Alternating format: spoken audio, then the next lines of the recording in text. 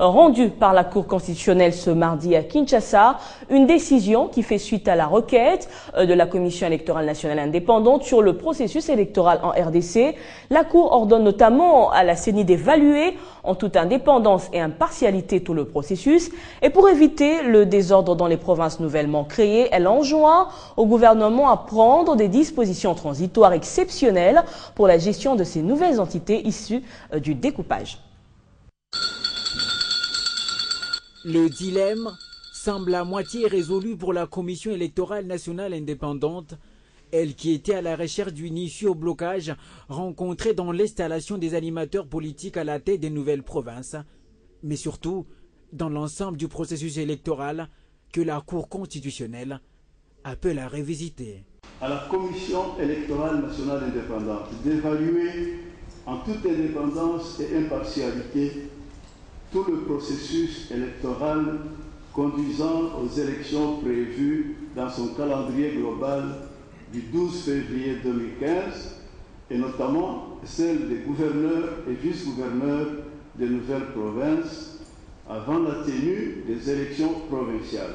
Mais la plus grande responsabilité revient alors au gouvernement qui, face à l'urgence de sauver les nouvelles provinces où l'on redoute le chaos, se doit désormais de prendre des mesures appropriées. Au gouvernement de la République démocratique du Congo d'accélérer l'installation des bureaux définitifs des assemblées provinciales des nouvelles provinces et de doter la Commission électorale nationale indépendante des moyens nécessaires pour l'organisation impérative de l'élection des gouverneurs et vice-gouverneurs des dites provinces avant toute élection des députés provinciaux et sur toute l'étendue de la République.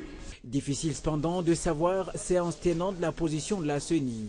Il souffrait que l'Assemblée plénière, qui est l'organe de décision, soit notifiée, examine en toute responsabilité, de telle façon que nous puissions vous rendre compte d'une façon digne de confiance et de sincérité.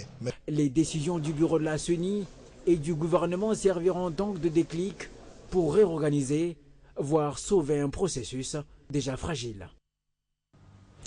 Genre et élection, les femmes électrices exerceront leurs droits aux différents scrutins prévus en RDC. C'est le fruit du partenariat entre la CENI et l'ONG Africa Femmes Performantes. Elles encouragent les candidatures féminines à la députation provinciale. Et ce mardi, la présidente de cette organisation et une délégation d'experts en la matière venus de quelques pays ont échangé avec le bureau de la CENI. Jeudi prochain, ces experts vont former 75 femmes candidates à la députation provinciale dans le Maniema. Le choix de cette province n'est pas un fait hasard. Aucune femme n'a été élue dans cette partie du pays. En cause, les barrières religieuses et les contraintes psychologiques. Suivez-les au sortir de leurs échanges. Nous sommes venus dans le cadre de l'accompagnement des femmes candidates aux élections dans le pays. Nous sommes en pleine organisation des élections. Donc nous sommes venus pour ça, accompagner des experts.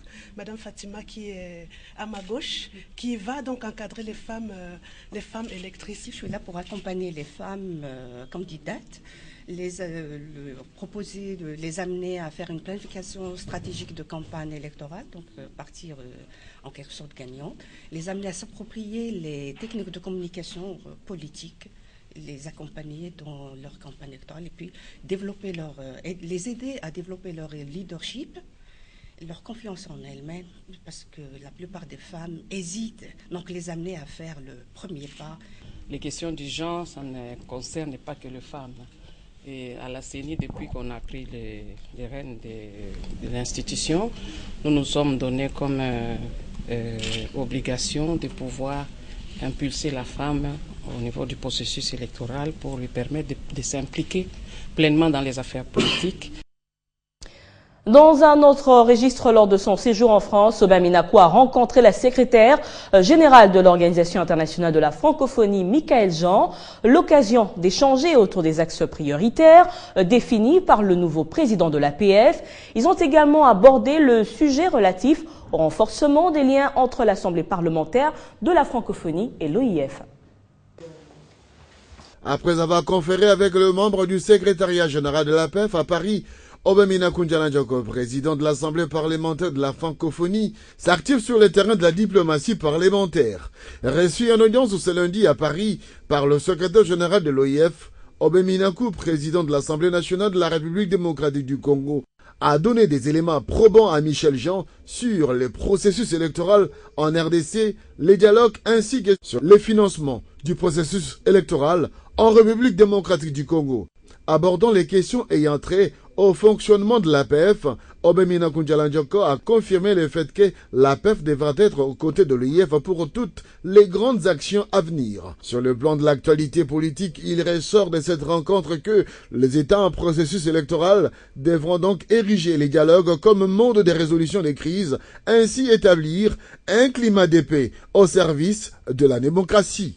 Au cours de cette rencontre, il a été rappelé la nécessité de voir les États qui sont en processus électoral pouvoir ériger les dialogues comme seul mode de résolution des crises. La secrétaire générale de l'OIF, Michel Jean, a quant à elle félicité le président de l'Assemblée parlementaire de la francophonie, Obemina Kou, pour l'élan qu'il a déjà pris en tant que président de l'APF et a émis le souhait de la mise en place d'une commission conjointe OIF-APF afin de réfléchir ensemble sur les grandes questions politiques à venir au sein de l'espace francophone. Restitution de la production législative, le député national Joseph Kokonyangui appelle la population du Maniema à soutenir la tenue du dialogue initié par le chef de l'État et la réforme envisagée dans le cadre de la nouvelle territoriale.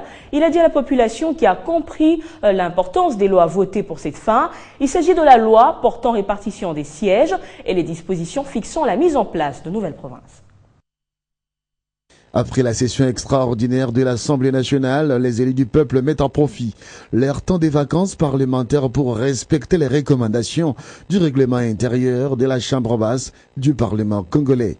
C'est le cas du député Joseph Kokonyangui, président du groupe parlementaire AFDC, un parti politique de la majorité présidentielle, qui s'était rendu à son fief dans la province du Maniema. L'élu du Pangui a été reçu par une foule compacte, visiblement dans la joie, chantant et exécutant les pas des danses au rythme de la culture locale. Sur son parcours, le natif de Pangui a été escorté par la population jusqu'au point de chute à la place de l'usine Magie Safi. Devant la presse locale, le député national Kokonyangui a confirmé la nécessité de la tenue du dialogue avec le soutien de la population. Le député de ces coins du pays a martelé sur les soutiens inconditionnel que le chef de l'État, Joseph Kabila Kabange, bénéficie de la part de la population de cette partie du pays. Le président national de la FDC, parti initié par Modeste Baïtilou Kobo, n'a pas manqué de pouvoir visiter quelques édifices contribuant à la vie sociale de la population, tels que les installations de la Régie des eaux.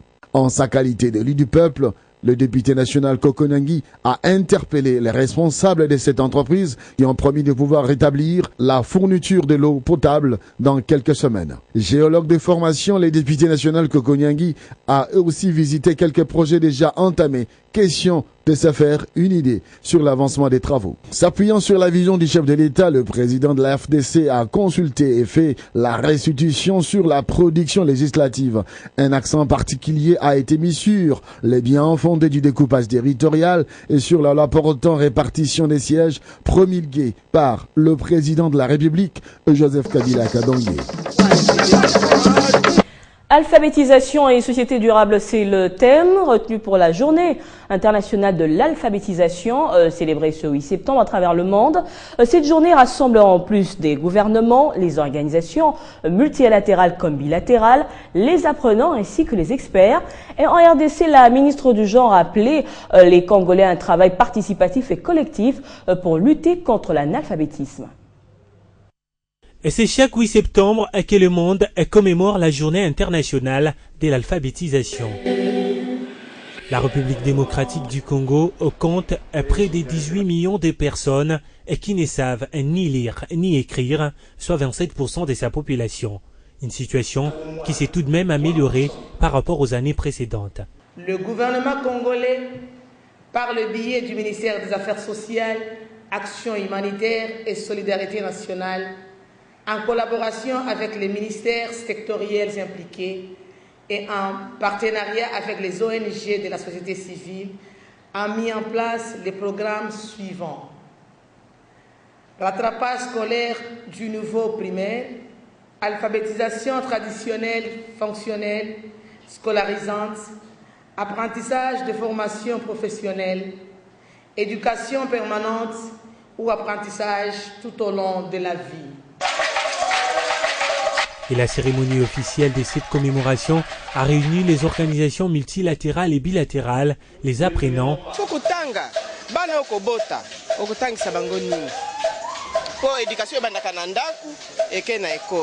ainsi que les membres du gouvernement et en point commun l'éducation. Quand les parents, quand des adultes les mères de famille sont alphabétisés, l'accès, le suivi des enfants, les inscriptions sont augmentées. Le gouvernement congolais, qui est donc déterminé à lutter efficacement contre l'analphabétisme, compte accroître l'accès à l'éducation, l'accessibilité et l'équité dans les sous-secteurs alphabétisation et éducation non formelle. Optimiser et améliorer la qualité, la pertinence et l'efficacité des programmes. Renforcer la gestion du sous-secteur alphabétisation et éducation non formelle et enfin à renforcer les mesures des protections sociales. Un chapelet d'intentions qu'il faudra alors traduire dans les faits. Autre chose, la nouvelle compagnie d'aviation Congo Airways bénéficiera très prochainement des allègements fiscaux. C'est une décision de la commission tarifaire de la RDC à la clôture lundi de sa session. Dans la foulée, les membres ont initié un projet de décret à soumettre au chef du gouvernement en vue d'une matérialisation. Hôtel Venus de Kinshasa. Il faut rentrer jusqu'au salon Bonobo. Lieu choisi pour la clôture de cette nouvelle session de la commission tarifaire après 5 jours de travaux, alors que prévu pour 4 au départ. Initialement prévu pour 4 jours, la session de la commission s'est déroulée en 5 jours, suite à l'abondance de la matière à examiner. Matière abondante, lesquelles ont concerné les allègements fiscaux pour la nouvelle compagnie aérienne congolaise Congo Airways. Je constate avec satisfaction que vos délibérations ont abouti à la production d'un projet de décret qui sera soumis à la sanction du Premier ministre. Bonne nouvelle donc quand on sait que ce projet de décret va beaucoup faciliter à la société son implantation au pays. Mais alors, qu'en est-il de l'autre question qui était sur la table concernant les opérateurs économiques? Je note que leur examen a donné lieu à des propositions visant la protection de l'industrie nationale, soit par le relèvement, soit encore par le rabattement des taux tarifaires. Ainsi, c'est avec une note positive que s'est clôturée cette énième session de la commission tarifaire. Les participants méritent chacun, à tour de rôle, une poignée de main du président de la structure.